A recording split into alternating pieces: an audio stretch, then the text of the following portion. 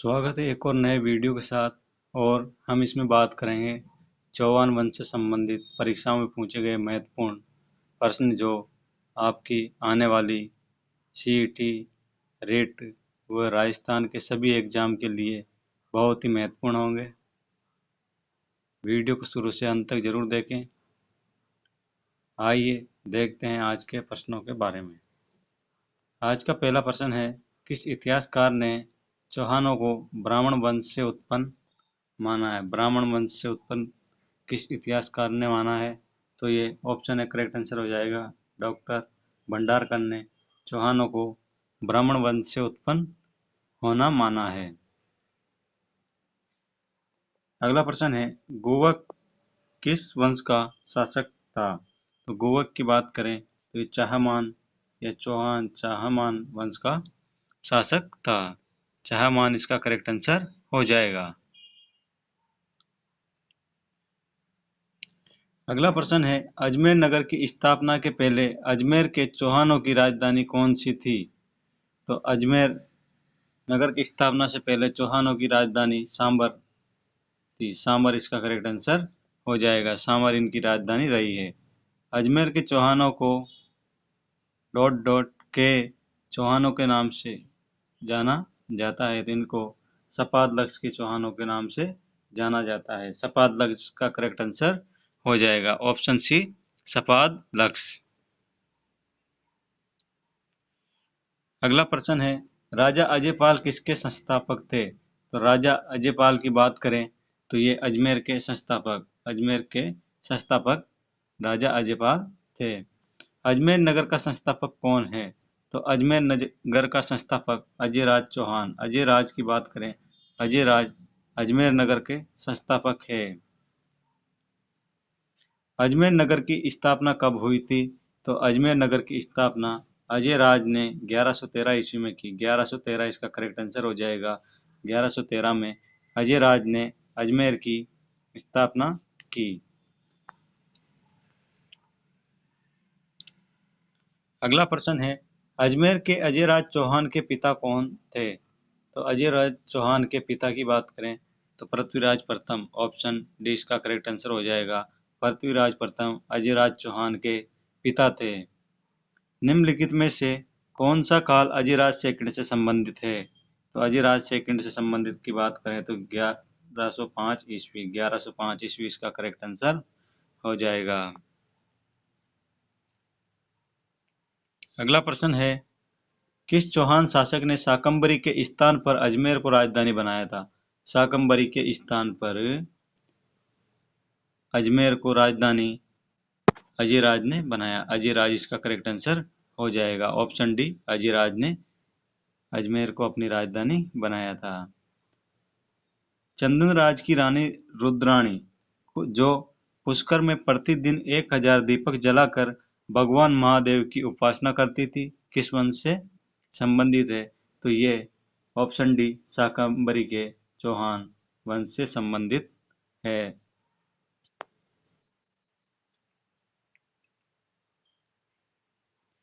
अगला प्रश्न है, राजस्थान के किस चौहान शासक को जयानक द्वारा अपने पृथ्वीराज विजय ग्रंथ में पृथ्वी को चांदी की मुद्राओं से भर देने का श्रेय दिया है?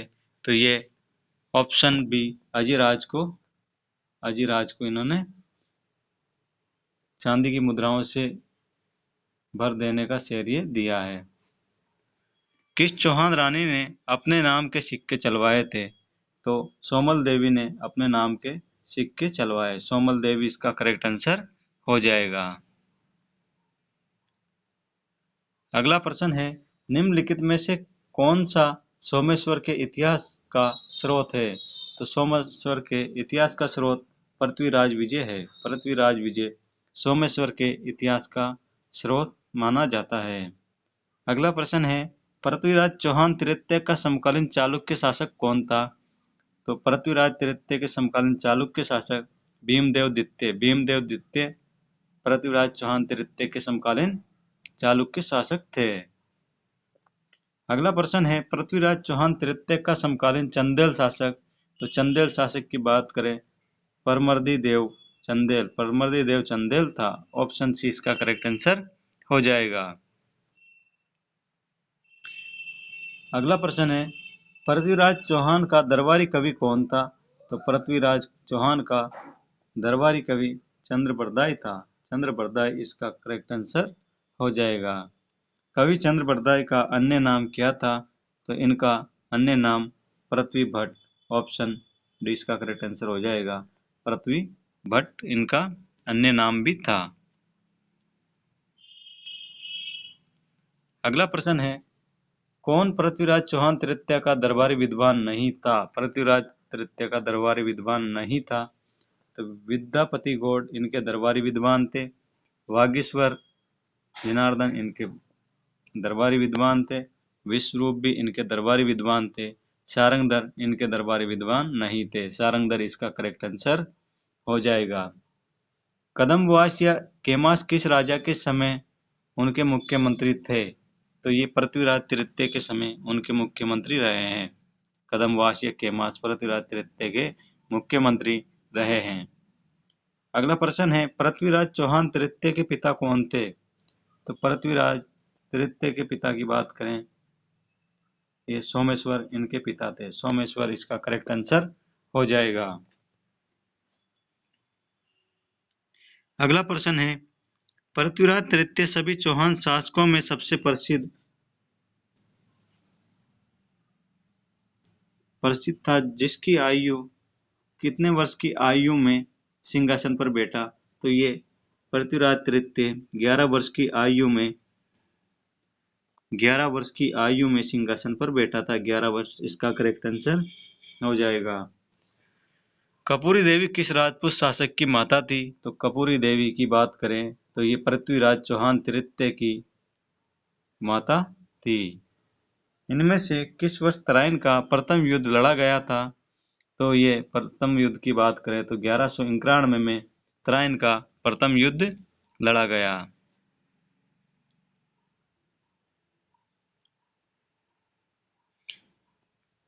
अगला प्रश्न है, तराइन का युद्ध 1191 में किसने जीता? तो ये पृथ्वीराज चौहान ने जीता था। पृथ्वीराज चौहान ने तराइन का प्रथम युद्ध जीता। अगला प्रश्न, सुल्तान मोहम्मद गौरी को वर्ष 1191 में किसने पराजित किया, लेकिन वर्ष 1192 में वह उससे हारा? तो ये मोहम्मद गौरी को पृथ्वीराज तृतीय ने पराजित किया था और 1192 में वह हार गया। अगला प्रश्न है, किस चौहान शासक ने 1192 में तराइन का दूसरा युद्ध लड़ा था? तो ये भी पृथ्वीराज तृतीय ने ही लड़ा। ऑप्शन बी इसका करेक्ट आंसर हो जाएगा। पृथ्वीराज तृतीय ने ये युद्ध लड़ा था।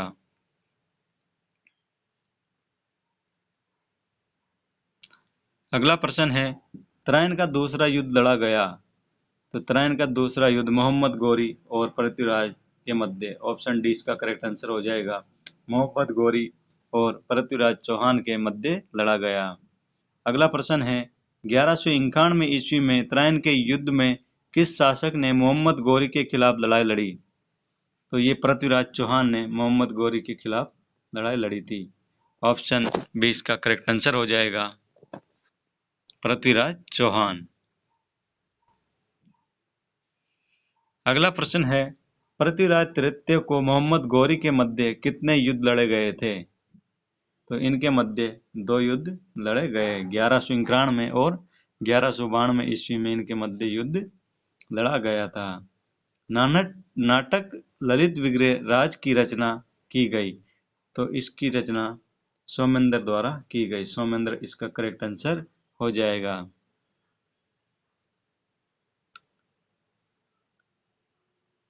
सोमदेव या सोमेंद्र। ललित विग्रह राज का रचयिता सोमदेव किस चौहान शासक के दरबार में था? तो ये विग्रहराज चतुर या बिसल देव, विग्रहराज चतुर या बिसल देव के दरबार में था। अगला प्रश्न है, कटिबंधु के नाम से निम्नलिखित में से कौन सा राजा प्रसिद्ध है? तो कटिबंधु के नाम से विग्रहराज चतुर्थ प्रसिद्ध है। विग्रहराज चतुर्थ को कटिबंधु भी कहा जाता है। कवि बांधव की उपाधि किस चौहान शासक को प्राप्त थी?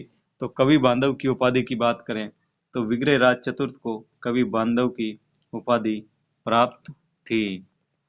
विग्रहराज चतुर्थ की साहित्यिक रचना हरिकेली है। जो हरिकेली रचना है वो एक नाटक है। ऑप्शन बी इसका करेक्ट आंसर हो जाएगा, नाटक है।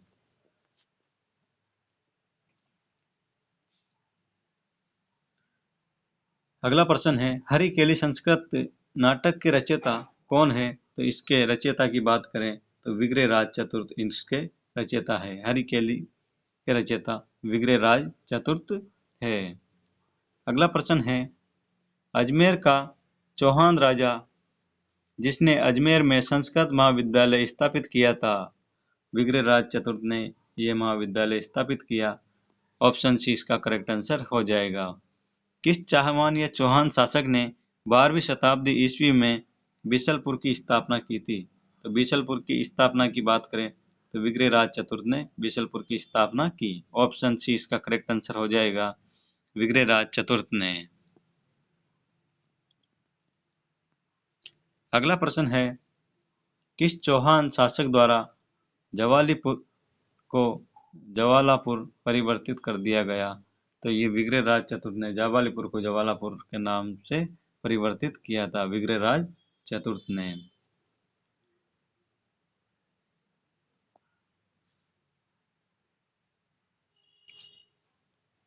अगला प्रश्न है, अर्णोराज के बारे में निम्नलिखित कथनों पर विचार कीजिए।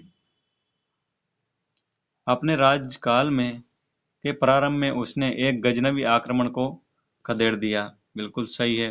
वह मालवा के नरवर्मन को पराजित करने में असफल रहा, नहीं, ये गलत है। उन्होंने सफलता प्राप्त की थी। और उसने चालुक्य नरेश जय सिंह सिद्धराज की पुत्री से विवाह किया था, ये भी सही है। वह अपने ही पुत्र के द्वारा मारा गया, ये भी सत्य है। तो ऑप्शन 1, 3 और 4, ऑप्शन बी इसका करेक्ट आंसर हो जाएगा। अगला प्रश्न है, अजमेर के पास स्थित पुष्कर में वराह मंदिर का निर्माण किसने करवाया था? तो वराह मंदिर का निर्माण अजमेर के पास की बात करें तो अर्णोराज ने करवाया। अर्णोराज इसका करेक्ट आंसर हो जाएगा। अजमेर के किस चौहान शासक ने शासक बनने के लिए अपने पिता की हत्या की थी? तो ये जगदेव ने अपने पिता की हत्या की। ऑप्शन डी इसका करेक्ट आंसर हो जाएगा। चौहान शासकों के निम्नलिखित शासकों को कालक्रमानुसार व्यवस्थित कीजिए। पृथ्वीराज, उसके बाद में अजयराज, फिर अर्णोराज और फिर विग्रहराज चतुर्थ। बिल्कुल सही है, ऑप्शन डी इसका करेक्ट आंसर हो जाएगा। चौहान राजवंश में निम्नलिखित शासकों का कालक्रम व्यवस्थित कीजिए।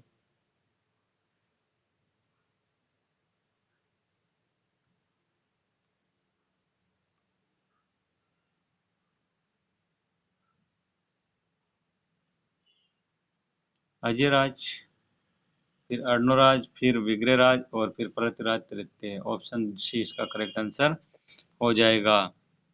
बी, सी, डी और ए।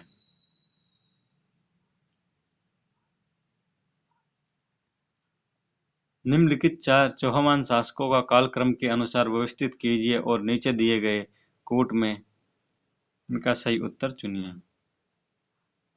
विग्रहराज चतुर्थ, फिर उसके बाद में पृथ्वीराज, फिर उसके बाद में सोमेश्वर और फिर पृथ्वीराज तृतीय। तो ऑप्शन डी इसका करेक्ट आंसर हो जाएगा।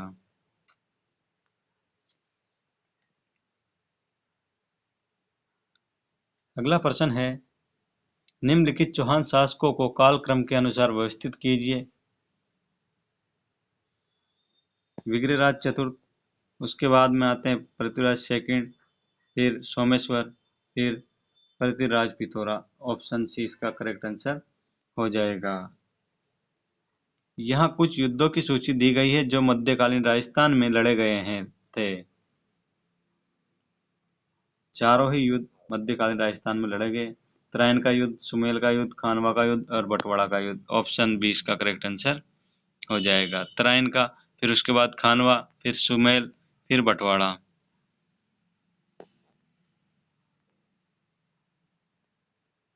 अगला प्रश्न है, रणथंभौर के चौहान राजवंश का संस्थापक कौन था? तो रणथंभौर के चौहान वंश का संस्थापक की बात करें तो गोविंदराज चौहान जिसके संस्थापक थे गोविंदराज। रणथंभौर के शासक जिन्होंने सल्तनत के विरुद्ध प्रतिरोध किया वो वाघ भट्ट व हम्मीर ने प्रतिरोध किया था। वाघ भट्ट व हम्मीर इसका करेक्ट आंसर हो जाएगा। सुल्तान जलालुद्दीन खिलजी के रणथंभौर अभियान के समय वहां का शासक कौन था? तो वहां का शासक हम्बीर देव चौहान हम्बीर था। हम्बीर इसका करेक्ट आंसर हो जाएगा। अगला प्रश्न है, रणथंभौर के शासक हम्मीर चौहान की किस वर्ष दिल्ली के सुल्तान जलालुद्दीन खिलजी की सेना के साथ प्रथम बार मुठभेड़ हुई थी? तो ये 1290 में हुई। 1290 इसका करेक्ट आंसर हो जाएगा। अगला प्रश्न है, अमीर खुसरो की किस कृति से जलालुद्दीन खिलजी के रणथंभौर अभियान का उल्लेख प्राप्त होता है? तो ये मिफ्ता उल फुतू से रणथंभौर अभियान का उल्लेख प्राप्त होता है। अगला प्रश्न है, किस रणथंभौर शासक ने दिल्ली सल्तनत के जलालुद्दीन खिलजी को परास्त किया था, लेकिन अंत में 1301 में उन्हें अलाउद्दीन खिलजी से पराजित होना पड़ा? तो वो हम्मीर देव चौहान थे। हम्मीर देव चौहान इसका करेक्ट आंसर हो जाएगा। अगला प्रश्न, राजा हम्मीर देव का कहाँ से संबंध है? तो राजा हम्मीर देव का संबंध की बात करें तो रणथंभौर से है। रणथंभौर इसका करेक्ट आंसर हो जाएगा। अगला प्रश्न है, रणथंभौर की विजय के उपरांत अलाउद्दीन खिलजी ने इस दुर्ग को किसके अधिकार में सौंपा था? तो इसको उलुग खान के अधिकार में सौंपा। उलुग खान इसका करेक्ट आंसर हो जाएगा। रणथंभौर का युद्ध सन 1301 ईस्वी में किसके मध्य हुआ था? तो ये अलाउद्दीन खिलजी तथा हम्मीर के मध्य, अलाउद्दीन खिलजी और हम्मीर के मध्य हुआ। अगला प्रश्न है, हम्मीर ने सुल्तान अलाउद्दीन खिलजी के किस विद्रोही सेनापति को रणथंभौर दुर्ग में शरण दी थी? तो ये मीर मोहम्मद शाह को इन्होंने शरण दी थी। इसी कारण अलाउद्दीन खिलजी ने यहाँ पर आक्रमण किया था। अलाउद्दीन खिलजी का सेना नायक जो रणथंभौर अभियान के दौरान मारा गया तो वो नुसरत खान था। नुसरत खान इसका करेक्ट आंसर हो जाएगा। अगला प्रश्न है, जालोर के चौहान वंश का संस्थापक कौन था? तो जालोर के चौहान वंश का संस्थापक कीर्तिपाल था। कीर्तिपाल जालोर के चौहान वंश का संस्थापक था। अगला प्रश्न है, निम्नलिखित में से कौन सा ग्रंथ जालोर के शासकों की उपलब्धियों के बारे में बताता है? तो ये कानड़ दे प्रबंध जालोर के शासकों की उपलब्धियों के बारे में कानड़ दे प्रबंध ग्रंथ बताता है। अगला प्रश्न है, जालोर के शासक एवं अलाउद्दीन खिलजी के मध्य संघर्ष की जानकारी निम्न में से किस ग्रंथ से प्राप्त होती है? तो ये कानड़ दे प्रबंध से प्राप्त होती है। कानड़ दे प्रबंध इसका करेक्ट आंसर हो जाएगा। कानड़ देव था, तो कानड़ देव की बात करें तो जालोर का शासक था। कानड़ देव जालोर का शासक था।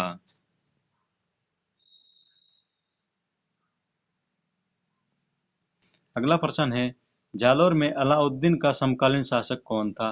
तो जालोर में अलाउद्दीन का समकालीन शासक कानड़ देव था। कानड़ देव इसका करेक्ट आंसर हो जाएगा।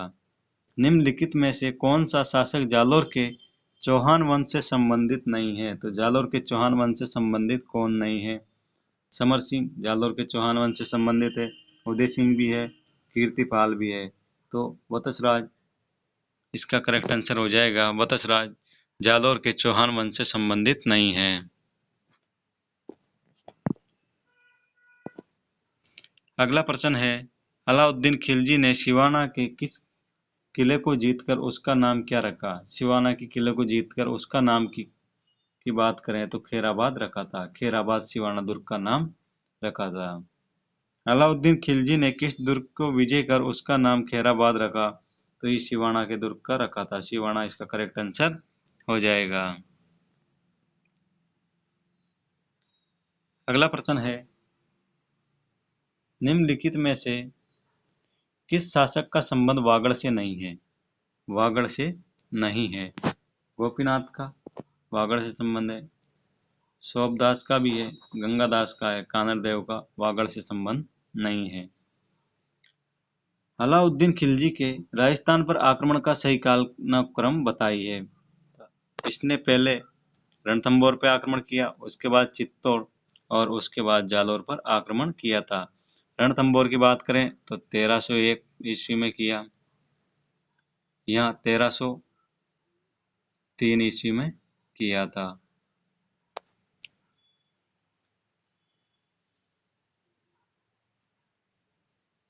अगला प्रश्न है, निम्नलिखित में से कौन सा युग सुमेलित नहीं है?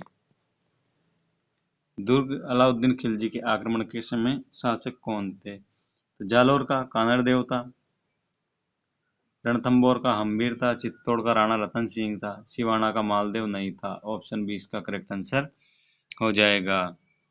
नाडौल में किस राजपूत वंश का शासन था? तो नाडौल की बात करें तो नाडौल में चौहान वंश का शासन था, चौहान इसका करेक्ट आंसर हो जाएगा।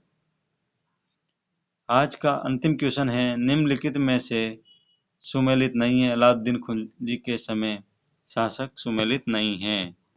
तो ऑप्शन ए है रणथंभौर का राणा अमीरदेव चौहान था, चित्तौड़ का रावल रतन सिंह था, सिवाना का शीतल देव था, जोधपुर का वीरमदेव नहीं था। ऑप्शन डी इसका करेक्ट आंसर हो जाएगा।